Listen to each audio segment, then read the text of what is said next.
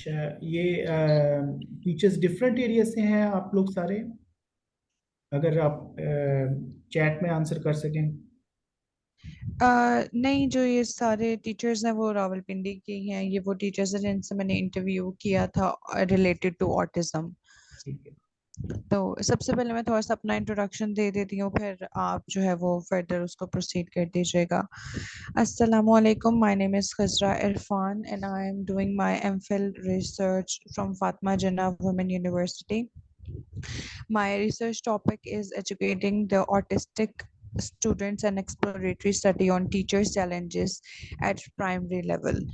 um, so autism जो है वो उसका रेशो, जैसा कि स्टडी और डिफरेंट लिटरेचर से पता चला है कि दिन ब दिन बढ़े जा रहा है। ऑटिज्म एक ऐसा डिसऑर्डर जो न्यूरो डेवलपमेंटल डिसऑर्डर है। ये autism is also known as autism spectrum disorder. It's called spectrum refer to a wide range of characteristics, skills and abilities that different people with autism have. मतलब no two people are affected by autism in exactly the same way. Autism एक ऐसा disorder है कि spectrum इसको इसलिए कहा जाता है कि हर जो बंदा है जो बच्चा है जो इससे इफेक्ट हो रहा है, वो जो है वो उसके सिम्टम्स डिफरेंट हो सकते हैं। तो आप जो है फर्दर इसको एक्सप्लेन कर दें टीचर्स को, और उन टीचर्स जो ऑटिज्म से रिलेटेड बच्चे को डील कर रहे हैं अपने क्लासरूम में, वो उसको कैसे इन चैलेंजेस से जो है वो डील कर सकते हैं। और इसके बारे में अगर आप फर्दर इनको आगाह कर लें तो ये बेहतर होगा। सर हसन की तरफ। ठीक सर। है। अच्छा, okay okay, thank you so much. मैं पर्पल डोर में सेंटर मैनेजर हूँ और मैंने इससे पहले दुबई हेल्थ केयर सिटी में काम किया हुआ है। दुबई में 4 साल और 2 साल लाहौर में काम किया हुआ है as a special department head our tree school में। तो इस फील्ड में मुझे 12 साल हो गए। और इसके इसमें जो सबसे ज़्यादा मुश्किल होती है वो अवेयरनेस की है, क्योंकि बहुत सारे लोगों को पता ही नहीं होता। अक्सर पेरेंट्स को नहीं पता होता, इवन डॉक्टर्स। यहाँ पिंडी में हमारे पास बहुत सारे डॉक्टर्स के बच्चे आते रहे हैं और उन्हें इन्हें बिल्कुल आइडिया नहीं था। वो इसका इलाज कराने की कोशिश करते रहे, लेकिन इसका इलाज नहीं है, इसकी थेरेपीज होती हैं। बच्चों को ट्रेनिंग दी जाती है और इसके अंदर जो सबसे ज़्यादा इम्पोर्टेंट चीज़ होती है वो एम्पैथी है और कंपैशन है। कि इन बच्चों को इनकी एक अपनी लैंग्वेज होता है, इनका अपना यानी दिमाग का सोचने का तरीका डिफरेंट होता है। और उसकी वजह से इनकी हमें लैंग्वेज को समझना पड़ता है, फिर हम इन्हें अपनी बातें समझा सकते हैं। तो हमारी जो टेक्निक होती है जो हम यूज़ करते हैं इनके साथ, वो अप्लाइड बिहेवियर एनालिसिस कहलाती है। अप्लाइड बिहेवियर एनालिसिस के अंदर बच्चों को पहले ऑब्जर्व किया जाता है सबसे पहले, और फिर उनके जो जितने भी बिहेवियर्स हैं उसकी कॉज फाइंड आउट करने की कोशिश की जाती है कि वो किस वजह से वो बिहेवियर आता है। उसके डिफरेंट तरीके हैं, वो काफ़ी एक लंबा प्रोसीजर है। और डाटा रिकॉर्ड होता है बच्चों का डेली बेसिस पे। एक दफ़ा एक बच्चे के बिहेवियर का फंक्शन पता चल जाए, यानी उसकी रूट कॉज पता चल जाए, तो उस बिहेवियर को मैनेज करना आसान हो जाता है, उसका सलूशन निकालना आसान हो जाता है। फिर उसके लिए डिफरेंट टेक्निक्स होती हैं जो कि यूज़ की जाती हैं उस बिहेवियर को कम करने के लिए। तो इसमें basically everything we do is a behaviour. जो भी अच्छी चीज़ है या बुरी चीज़ है, दोनों चीज़ें बिहेवियर में आती हैं। तो हमने अच्छे बिहेवियर्स को रीइंफोर्स करना होता है, उसको बढ़ाना होता है। और जो बिहेवियर इनअप्रोप्रिएट होते हैं, जो अनवांटेड होते हैं, उनको हमने रिड्यूस करना होता है और बच्चे का सेल्फ कंट्रोल बढ़ाना होता है, ताकि वो इम्पल्स पे काम काम करे और थिंकिंग पे ज़्यादा फोकस हो उसका। लेकिन हर बच्चे की पेस डिफरेंट होती है। कुछ बच्चे, यानी हम अगर दो बच्चों पे सेम काम कर रहे हैं, सेम एफर्ट कर रहे हैं, तो एक बच्चा 3 साल में सीखता है और एक बच्चा 2 महीने में वही बात सीखता है। और ये डिफरेंट बच्चों के एरियाज होते हैं जिनमें वो वीक होते हैं। किसी कोई बच्चा किसी एरिया में ज़्यादा वीक होता है। जैसे मैथ में कोई बच्चा बहुत ज़्यादा वीक होगा। मैं एक बच्चे के साथ काम कर रहा हूँ जो कि 25 ईयर्स का है और वो ग्रेड 2 का मैथ नहीं कर सकता, लेकिन वो ऐसे बहुत अच्छा लिख लेता है। तो हमने उसको उससे हम ऐसे लिखवाते हैं और टॉपिक्स प्रेजेंटेशंस बनवाते हैं उससे पावर पॉइंट पे। तो जिसकी जो स्ट्रेंथ है उस बच्चे की वो पॉलिश करनी चाहिए। बेसिकली हमारा इवन 2 ढाई 3 साल के बच्चे पे भी हमारा ये फोकस होता है कि इसकी मेन स्ट्रेंथ क्या है।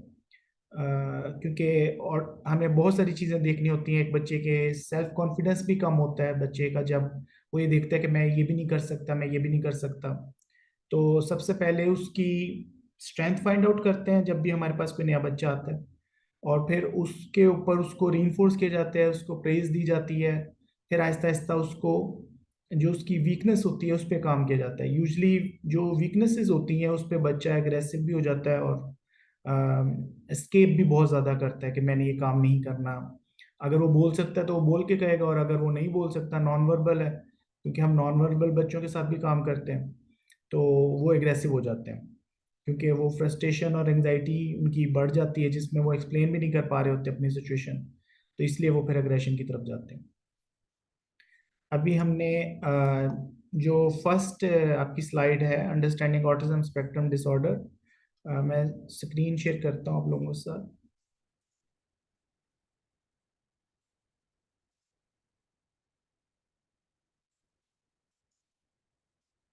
आप लोग देख सकते हैं स्क्रीन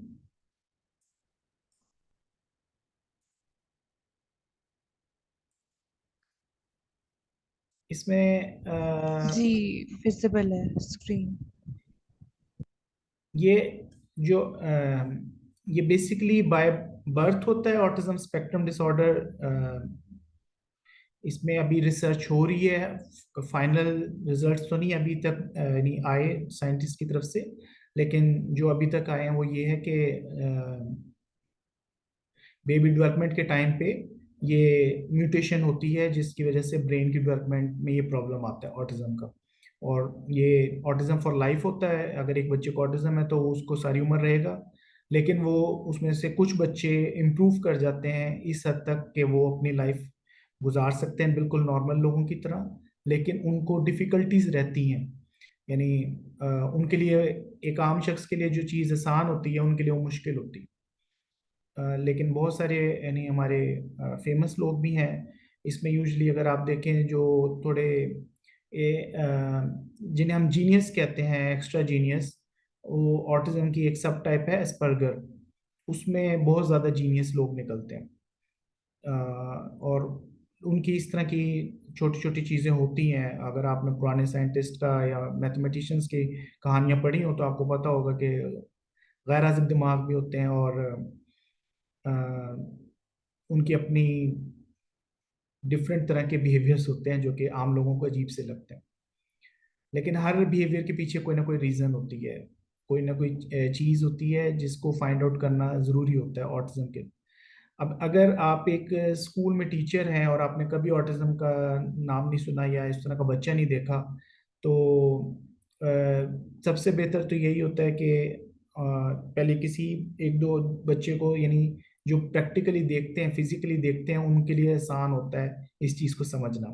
अगर मैं आपको जितना भी 2 2 घंटे भी अगर मैं आपको बताऊंगा तो आपको यानी बताने से नहीं पता चलेगा कि ऑटिज्म क्या है, क्योंकि इसमें हर बच्चा डिफरेंट है। अब यानी हमारे पास भी ऐसे नए यानी नया कोई बच्चा आता है जो बिल्कुल डिफरेंट बिहेव कर रहा होता है पिछले बच्चों से।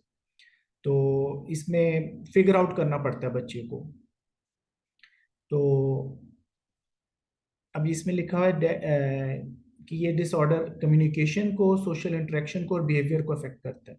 इसके साथ साथ ये सेंसेस को भी अफेक्ट करता है। बहुत सारे बच्चे ऐसे होते हैं जिनकी सेंस ऑफ टच अफेक्ट होती है, सेंस ऑफ स्मेल अफेक्ट होती है। कुछ बच्चे एक्स्ट्रा यानी उनकी सेंसेस बहुत ज़्यादा हाइपर हो जाती हैं कि भी यानी उन्हें बहुत दूर की आवाज़ भी सुनाई देती है जो हमें नहीं सुनाई देती।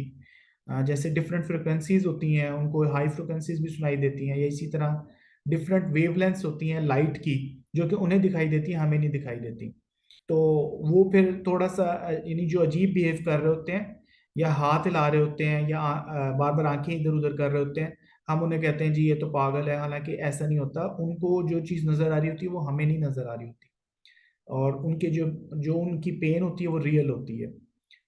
साउंड के हिसाब से भी बहुत सारी छोटी छोटी साउंड्स होती हैं, जैसे बाहर गली में से कोई चीज़ गुजरी है और उसकी साउंड उसे डिस्टर्ब कर रही है बच्चे को, तो वो एकदम से रोने लग जाएगा। वो हम शायद सुने भी ना है, उसे रजिस्टर भी ना करें। और इसी तरह एक बच्चा है, उसको एक सर्टेन कपड़े से, उसको टेक्सचर से प्रॉब्लम है, तो वो क्लास उसके अगर वो कपड़े पहना के भेजेंगे तो वो कपड़े उतार देता है। अब देखने में तो ये अजीब सी बात लगती है कि जी एक बच्चा बार बार कपड़े उतार रहा है, 5 साल का या 6 साल का या इवन बड़ी उम्र में भी जाके, लेकिन एक्चुअली उसकी पीछे सेंसिटिविटीज हैं जिसकी वजह से वो इतना यानी मजबूर हो गया कि वो उस कपड़े को यानी उसको उससे इरिटेशन बहुत ज्यादा हो रही है।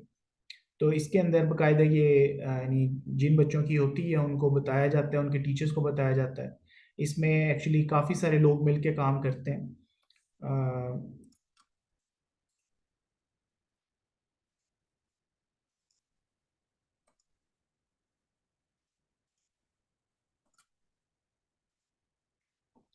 तो इसके अंदर इसके साइंस हैं और सिम्टम्स, वो सबसे ज़्यादा कॉमन है, जो सबसे ज़्यादा आपने सुने होंगे, वो हैंड फ्लैपिंग है, रॉकिंग बैक एंड फोर्थ है, ठीक है, सेंसिटिविटीज़ हैं, और जैसे कि मैंने बताया सर्टेन टेक्सचर से उनको बॉदर्ड होते हैं और साउंड से होते हैं। और लेकिन ये उन्होंने साथ साथ ये मेंशन किया हुआ है कि जितने भी यानी एएसडी के इंडिविजुअल होते हैं, वो ज़रूरी नहीं कि वो सेम साइंस और सिम्टम्स करें। ये सबसे ज़्यादा कॉमन सिम्टम्स हैं, इसलिए मैं यहाँ मेंशन कर रहा हूँ। रेपिटेटिव बिहेवियर्स, रॉकिंग और हैंड फ्लैपिंग जो है सबसे ज़्यादा कॉमन है देखने में जो है।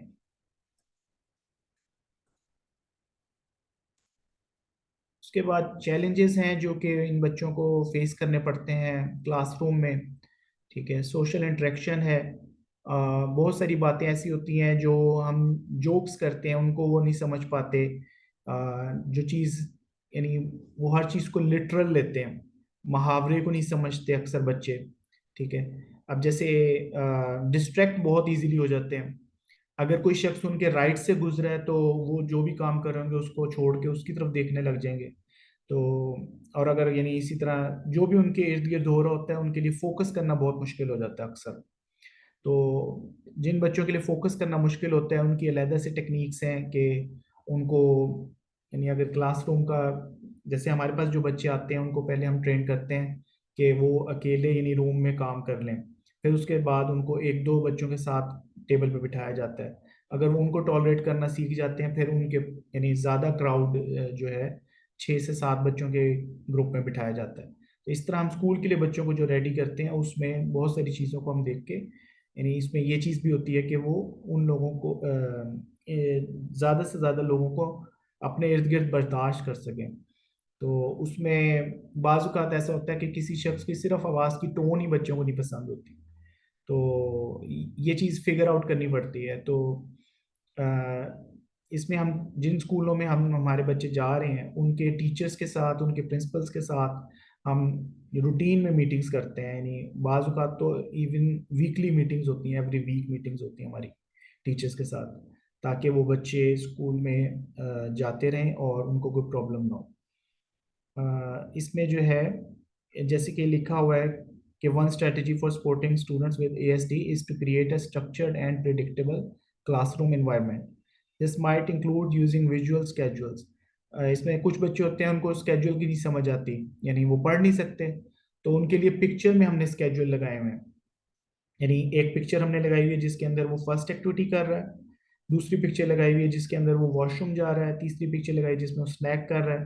तो वो पिक्चर दीवार पे लगाई होती है हमने एक सीक्वेंस में, और उसको वो पिक्चर दिखाते हैं कि अब हमने ये करना और उसके बाद ये करना। इससे उनको यानी अपनी एक्सपेक्टेशंस उनकी मेंटेन रहती हैं कि और वो इम्पल्स में नहीं अपनी फॉलो आउट करते। दिस टेक्स टाइम, लाइक जैसे हर चीज़ में उनको टाइम लगता है। तो कुछ बच्चों को साल लग जाते हैं, कुछ लोग बच्चों को यानी वीक्स में और महीनों में वो इसमें इम्प्रूवमेंट आ जाती है कि वो स्केड्यूल को समझना शुरू कर दें। इसी तरह ट्रांजिशंस में बहुत मसला होता है। एक बच्चा एक रूम में बैठा है तो वो उस रूम से उठ के दूसरे रूम में नहीं जाना चाहता, और उस पे वो टेंट्रम भी थ्रो करेगा, लेट जाएगा। इसी तरह एक टेबल से उठ के दूसरी टेबल पे नहीं जाएगा। तो चेंज इनके लिए काफ़ी मुश्किल होता है अगर वो चेंज पहले से उनकी एक्सपेक्टेशन में ना हो। अगर उनकी एक्सपेक्टेशन में है और उनके यानी उनका अपना दिल कर रहा है, फिर वो चेंज को एक्सेप्ट कर लेते हैं। लेकिन इसमें इनको यानी जो हमारे पास सिवियर लेवल पे होते हैं उनके लिए हमें एक रूटीन बनानी पड़ती है सुबह से शाम की। यानी अगर वो आ रहे हैं तो उनकी रूटीन बड़ी स्ट्रक्चर्ड होती है कि उसमें हम 1-2 मिनट भी आगे पीछे नहीं कर सकते। अगर उनको लेने पेरेंट्स लेट आते हैं तो अक्सर यानी वो प्रॉब्लम क्रिएट हो जाता है। तो जाहिर है पेरेंट्स को भी पता है। और ये मैं सिवियर लेवल की बात कर रहा हूँ कि उनके लिए काफ़ी प्रॉब्लम होती है चेंज को एक्सेप्ट करना या रूटीन से हट के काम करना। तो इसके लिए, इसको ब्रेक करने के लिए जिन बच्चों में ये बहुत रिजिड होती है उसको हम डिफरेंट टेक्निक्स यूज़ करते हैं कि कोई एक चीज़ हम जैसे पूरे दिन में रूटीन में एक चीज़ बगैर रूटीन के करते हैं, और आहिस्ता आहिस्ता जब वो एक के आदी हो जाते हैं, और ये चीज़ बड़े प्यार से की जाती है। जो सबसे मेन चीज़ होती है वो ये कि बच्चे का टीचर के साथ बॉन्ड, हमारी जो टीचर्स होती हैं साइकोलॉजिस्ट होती हैं उनका बॉन्ड कितना स्ट्रांग है। हमारी जो टेक्निक है जिसमें हम काम करते हैं उसमें सबसे ज़्यादा इंपॉर्टेंट होता है कि बच्चे की बॉन्ड कितना स्ट्रांग है टीचर के साथ। जितना बॉन्ड स्ट्रांग होगा उतना वो जो भी इंटरवेंशन टीचर करती है उसको वो बर्दाश्त करता है, कि भी ये टीचर मेरी फेवरेट है। तो इसको अगर आप ट्रेडिशनल टीचिंग में देखें तो हमारे कहा जाता है कि टीचर का अदब बड़ा ज़रूरी है। और आप देखेंगे कि जिस टीचर से आप इम्प्रेस होंगे, जिस टीचर से आप समझते हैं कि वो आपको सही पढ़ा रहा है और उसने मुझे फ़ायदा पहुंचाया और आप भी पढ़ना चाहते हैं, तो आप बहुत ज़्यादा सीखते हैं उस टीचर से, अनकॉन्शियसली भी और कॉन्शियसली भी। तो इसके अंदर ये यानी इसकी बैक पे ये विजडम है। और अब जैसे यहाँ नीचे लिखा हुआ है कि विजुअल स्केचल्स हैं और प्रोवाइडिंग क्वाइट स्पेसेस हैं where they can go to regulate their sensory input. जब वो सेंसरी ओवरलोड हो जाते हैं तो उनको एक क्वाइट स्पेस चाहिए होती है। वो हम स्कूलों से रिक्वेस्ट करते हैं कि अगर एक बच्चे का टेंट्रम ज़्यादा आ जाए सेंसरी ओवरलोड की वजह से तो उसको एक ऐसे रूम में ले जाएं जहाँ पे वो अकेला हो, एक टीचर के साथ। यूजली हमारी शेडोज जाती हैं ऐसे बच्चों के साथ जो वहाँ के टीचर से हैंडल नहीं होती। तो इसी तरह अब ये आगे लिखा हुआ है कि establish clear expectation of behaviour and communication.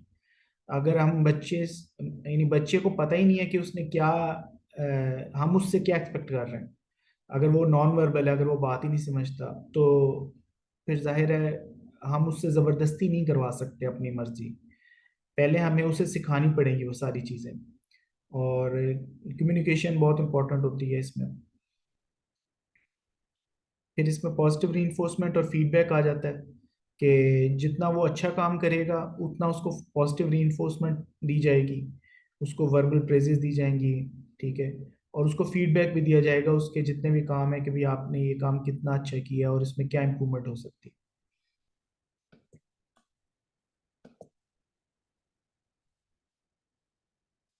अच्छा, इंक्लूसिव क्लासरूम जो होता है ये बाहर तो बहुत कॉमन है और बाहर तो बाकायदा कोटा सिस्टम बना हुआ है जैसे दुबई में, कि एक क्लास में 3 से 4 बच्चे इंक्लूसिव होने चाहिए। क्योंकि एक और चीज़ भी है कि ये क्योंकि वेस्ट में अवेयरनेस ज़्यादा है तो वहाँ पे बच्चे भी ये ज़्यादा हैं।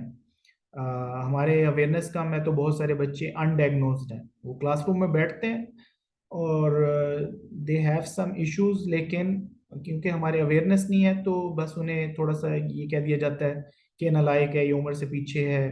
तो इस तरह करके चीज़ें यानी हमारे पास ऑन कर दी जाती हैं। और यूजुअली टीचर्स को भी नहीं पता होता और पेरेंट्स को भी नहीं पता होता। और इसका यानी जो बेहतरीन हल है वो इंक्लूसिव क्लासरूम है जिसमें ये पता हो कि अगर कोई बच्चा ऑटिज्म का है तो उसका डायग्नोसिस होना चाहिए। अगर आप किसी भी बच्चे में देखें डिफरेंट वियर्ड सा बिहेवियर देखें तो उसको एक दफ़ा उनके पेरेंट्स से ये बात करनी ज़रूरी है कि आप इसको चेक करवाएं साइकेट्रिस्ट को, ठीक है। अब इसमें है प्रैक्टिकल टिप्स और strategies for creating an inclusive classroom include providing visual aids, जो कि मैंने पीछे भी डिस्कस किया है, such as pictures, schedules and social stories, using sensory tools like fidget toys and noise cancelling headphones. अब फिजिट टॉयज जो हैं, कुछ बच्चों को बहुत ज़्यादा हाथ हिलाने की आदत होती है या टांगे हिलाने की आदत होती है, तो उनको डिफरेंट टॉयज दिए जाते हैं जिस जो कि उससे वो खेलते रहते हैं। जैसे अगर आपने एक टॉय बड़ा मशहूर हुआ था फिजिट स्पिनर के नाम से, उसको स्पिन करते थे उंगली में फंसा के, वो बच्चों का काफ़ी फेवरेट है। वो आम बच्चे भी इन्हीं उससे खेलते हैं, और ऑटिज्म वाले बच्चों को स्पिनिंग चीज़ें बहुत ज़्यादा पसंद हैं। ज़्यादातर ऑलमोस्ट 50 से 60% जो बच्चे हैं उनको स्पिनिंग में पसंद है, स्पिनिंग टॉयज। तो जब भी उन्हें फिजिट टॉयज, यानी कुछ बच्चों में उससे उनका फोकस इंक्रीज भी हो गया कि वो एक हाथ से फिजिट टॉय से खेलते रहते हैं, और वो सारा कुछ यानी लेक्चर भी सुनते हैं और वो उसको याद भी रखते हैं, तो उनको फोकस करने में आसानी होती है। तो ये देखना पड़ता है कि अगर तो जो भी चीज़ हम दे रहे हैं बच्चे को उससे उसका फोकस इंक्रीज हो रहा है तो फिर तो उसके लिए बेनिफिशियल है, लेकिन अगर वो उसी में बिजी रहता है और टीचर की कोई बात नहीं सुनता तो वो चीज़ प्रोडक्टिव नहीं है। तो इस तरह ये इन चीज़ों को टेस्ट आउट करना पड़ता है हर बच्चे के साथ। इसी तरह नॉइस कैंसलिंग हेडफोन्स हैं, जिन बच्चों को साउंड सेंसिटिविटी होती है बहुत ज़्यादा, उन वो हेडफोन्स पहन के रखते हैं, जिससे इधर उधर की जितने भी शोर होता है वो बहुत ज़्यादा कम हो जाता है। और वो यूजली अब बाहर के मुल्कों में तो ये होता है कि टीचर उस हेडफोन से कनेक्टेड होती है, यानी टीचर जो बोल रही होती है वो बच्चा सुन रहा होता है, लेकिन उसको इधर इर्द गिर्द का जितना भी शोर होता है वो नहीं आ रहा होता, बाहर का शोर या पंखे का शोर, इस तरह की चीज़ें उससे सुनाई नहीं देती। तो इस तरह की चीज़ें हैं, ये ऐसे यानी उनकी डिवाइसेस होती हैं डिफरेंट जो कि वो यूज़ करते हैं। जो बच्चे कुछ बच्चे होते हैं जिनको मुस्तकिल यानी रॉकिंग बिहेवियर पसंद होता है, उनके लिए एक स्पेशल सीट यूज़ की जाती है जिसका बैलेंस नहीं होता, वो उसको खुद ही बैलेंस करते रहते हैं। यानी उसके नीचे एक डिफरेंट सी बेस होती है, गोल सी बेस होती है, और वो उस पर बैठ के उसको बैलेंस करने की कोशिश करते हैं। और कुछ बच्चों में यानी ये देखा गया है कि जो आम चेयर पे बैठ ही नहीं सकते, वो उस चेयर पे बैठ के ज़्यादा फोकस होकर क्लास अटेंड कर लेते हैं। तो यानी ये भी टेस्ट आउट करना पड़ता है, हर बच्चे के लिए हर चीज़ वर्कआउट नहीं करती। तो इस तरह की चीज़ों से वो ज़्यादा कंफर्टेबल रहते हैं, क्लास में ज़्यादा इंगेज रहते हैं, और इस तरह फिर वो अपने यानी क्लास में प्रोग्रेस भी करते हैं।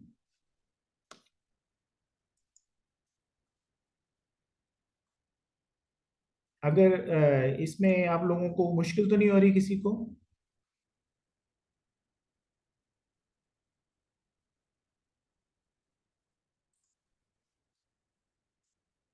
अच्छा, इसमें जो सबसे अहम चीज़ है वो ये है कि इसमें पेरेंट्स, केयर गिवर्स, हम बेसिकली अपने लिए केयर गिवर्स का लफ्ज़ यूज़ करते हैं, जो हम सर्विस प्रोवाइड कर रहे हैं, और टीचर्स, ये यानी जितने भी हैं ये एज ए टीम मिलके काम करें तो इन बच्चों में बहुत ज़्यादा फ़र्क आता है।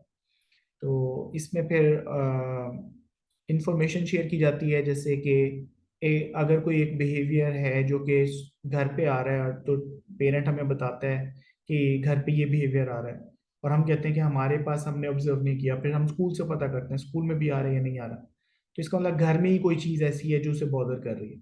वो कोई चीज़ भी हो सकती है, कोई इंडिविजुअल भी हो सकता है। तो इस तरह यानी डिफरेंट चीज़ें, यानी हम आहिस्ता आहिस्ता उसको फिगर आउट करते हैं कि क्या चीज़ है जो उसको बच्चे को बॉदर कर रही है। फिर इसी तरह बाज का यानी हर बंदे का एक्सपीरियंस डिफरेंट है। मैंने अगर 10-20 बच्चों के साथ काम किया है, किसी और टीचर ने डिफरेंट 20 बच्चों के साथ काम किया है, तो हम लोग अपना शेयर करते हैं आपस में कि हमने ये चीज़ ट्राई की थी, ये वर्कआउट कर गई।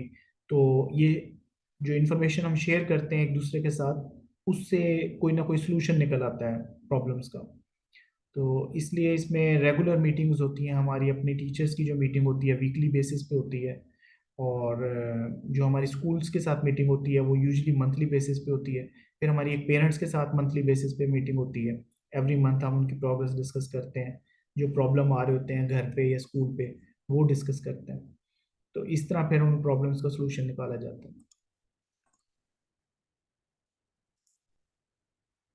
इसमें फिर रिसोर्सेज आ जाते हैं, इसमें बहुत ज़्यादा अब इस टाइम टेक्नोलॉजी में बहुत ज़्यादा चीज़ें आ रही हैं जो कि आई थिंक लास्ट मिनट है और ये आखिरी स्लाइड है।